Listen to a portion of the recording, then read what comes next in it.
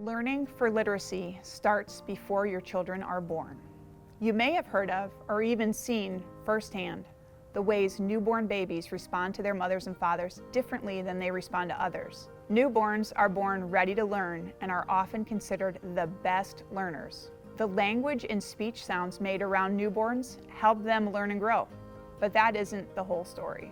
In January of 2013, a study was published showing newborn babies have already begun learning how to differentiate sounds prior to being born.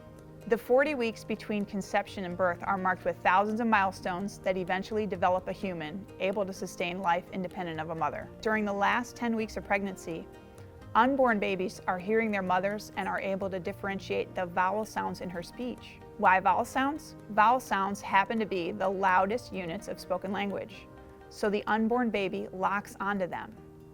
So this 2013 study was done on newborns that were just 30 hours old. They were given pacifiers to suck on while being played sounds of their mother's language. Those pacifiers were connected to computers.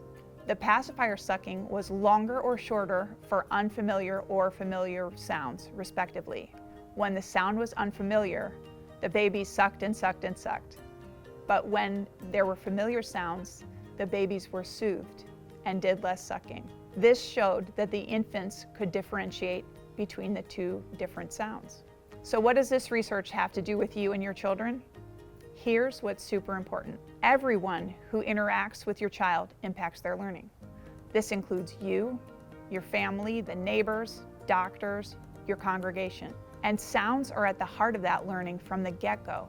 The more language, words, stories, and songs your children hear, the more learning they do. So it's so important to have stories, songs, and conversations with even the youngest of children so they can build those building blocks of literacy from the very start of their lives.